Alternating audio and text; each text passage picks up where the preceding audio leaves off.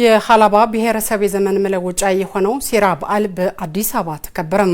የሴራ በዓላችን በህብር የመቻላችን አቅም ማሳያ በሚል መሪ ሐሳብ ነው የተከበረው። ሴራ የሃላባ ህዝብ ጥንካሬና አንድነት ምልክት መሆኑንም በክብረ በዓሉ የታደሙት የሴቶችና ማህበራዊ ጉዳይ ሚኒስትር ዴኤታ ሂክማ ከሪዲን አንስቷል።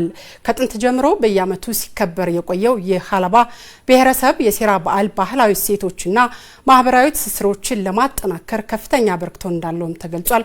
ሄኖክ ለሚ ዝርዝሩን ይዟል።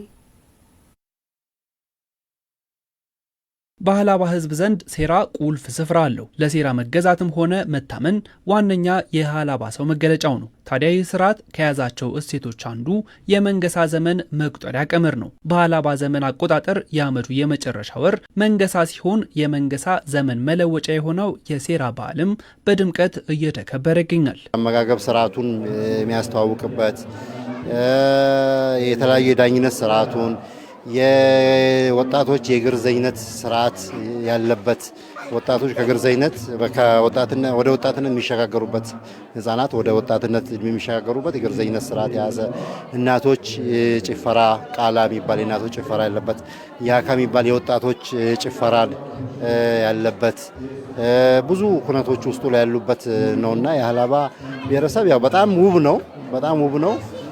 በጋራ የሚከበር በዓል ነው። ምቹ አዝመራ ሐምሌ ነሐሴ ግንቦት የተዘሩ ሰብሎች በአመቱ መጨረሻ ታህሳስ ላይ ታጭዶ ሁሉም ጥጋብ ጊዜ ስለሆነ ሁሉም ማህበራዊ መሰረቶችን ለማደጋገፍ የሚሆኑበት ምቹ ጊዜ ከመሆኑ አንፃር ነው ማለት ፈልጌ ነው። መንገሳ ያበቃ ለወቶተ ወር ለመልቀቅ ሲዘጋጅ የአካባቢው ነዋሪዎች አመቱን ሙሉ የለፉበትን ምርት ሰብስበው አረፍ የሚሉበት ጊዜ ነው። የሃላባ ዘመን መለወጫ ሴራ በዓልም በአዲስ አበባ ደረጃ ተከብሯል። በዓሉ ሲከበር አንድም መዲናዋ የህብረ ብሔራዊነት መገለጫ ስለመሆኑ አመለካች፣ አንድም ደግሞ የሃላባን ማህበረሰብ ውብ ባህል ለማስተዋወቅ ያግዛል። በዓሉ የዘመን መለወጫ ብቻ ሳይሆን የሃላባ ህዝብ ጥንካሬን፣ አንድነትንና ብሩህ ተስፋ ምልክት ስለመሆኑ ነው የሚነሳው። እዚሁ አዲስ አበባ የሚኖሩ የሃላባ ልጆችና የሃላባ ተወላጆች በአጠቃላይ በጋራ ሆነው የሴራ በዓሉን በየዓመቱ እንደዚህ ሰብሰብ ብለው ደመቅ ብለው በአንድ በኩል ታሪክን የመማር ወደ ትውልድ የማሸጋገር፣ ሁለተኛ ደግሞ ያው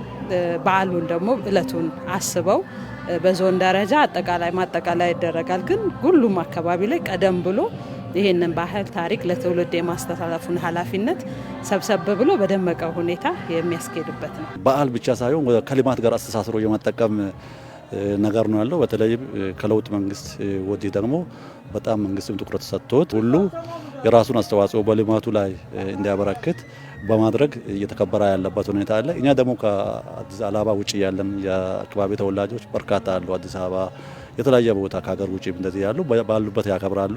ልጆቻቸው ባህላቸውን፣ ታሪካቸውን፣ ወጋቸውን እንዲረዱ ከማድረግ አንፃር ከልማት ጋር በማስተሳሰር ይሰራል።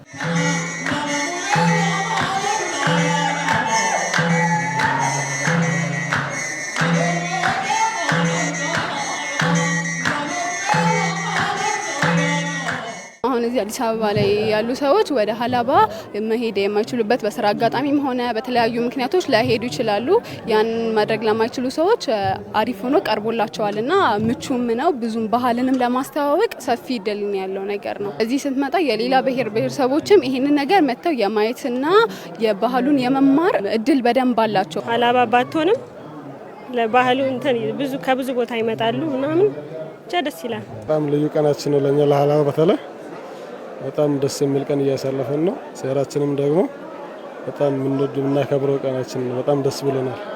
ከጥንት ጀምሮ በየዓመቱ ሲከበር የቆየው የሃላባ የሴራ በዓል የህዝቡን ማንነትና እሴቶች ከትውልድ ወደ ትውልድ በማስተላለፍ ረገድ ከፍተኛ ድርሻ አለው። ይህንን የማህበረሰቡን ጠንካራ የመተባበርና የመረዳዳት እንዲሁም ሌሎች እሴቶችን በማጠናከር የበለጠ ለማስተዋወቅ እንደሚሰራም ተመላክቷል። ገቴ የሚባል ደግሞ የሽምግልና ስርዓት አለው።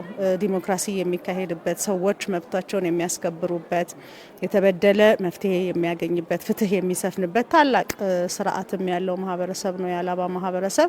ያንን አካቶ በሴራ በዓል በዘመን መለወጫው እነዚህ ጎልተው እንዲታዩ እንዲደምቁ እየተደረገ የመጣ ነው። የዳኝነት ስርዓት አለው።